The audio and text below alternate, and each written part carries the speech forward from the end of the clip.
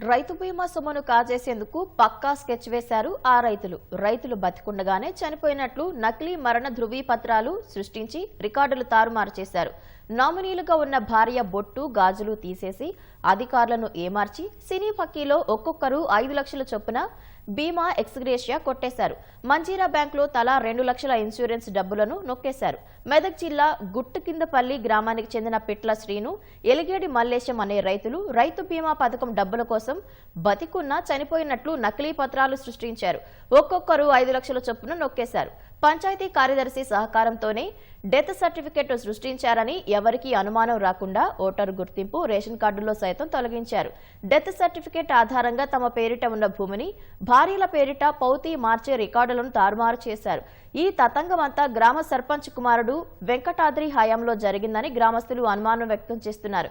విషయం తెలుసుకున్న మండల వ్యవసాయ అధికారులు గ్రామానికి వెళ్లగా నామినీగా ఉన్న పిట్ల జ్యోతి శేఖవ్వ బొట్టు గాజులు తీసేసి అమాయకత్వాన్ని ప్రదర్శించారని ఆమె తెలిపారు. జరగడం అనేది కొంచెం బాధాకరం. ఎందుకంటే ఇది జనరేషన్లకు ఎఫెక్ట్ అవుతుంది. మంచి పని చేస్తున్నాడు అని ఇటువంటి బయటపడేసరికి అందరూ ఒకసారి షాక్ అయ్యారు.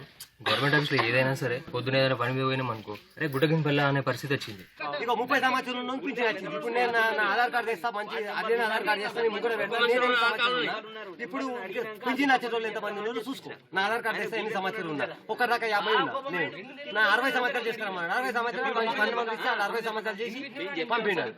నాకు గుట్టకింపల్లి గ్రామం నుంచి అంటే అతను చనిపోయినట్టుగా నాకు వాట్సాప్లో చెప్పడం జరిగింది. చెప్పిన వెంటనే నేను నా గ్రామంలో తెలిసిన వాళ్ళకి ఫోన్ చేసి కనుక్కున్నాను సమాచారం నిజమేనా కాదా అని. వాళ్ళు నిజమని చెప్పడంతో తర్వాత ఏంటంటే నేను ఒక 4 రోజుల తర్వాత నేను మళ్ళీ విలేజ్కి వచ్చాను. వచ్చినప్పుడు ఎంక్వైరీ చేస్తే అవును చనిపోయారని చెప్పేసి అక్కడ వీళ్ళు కూడా చెప్పడం జరిగింది.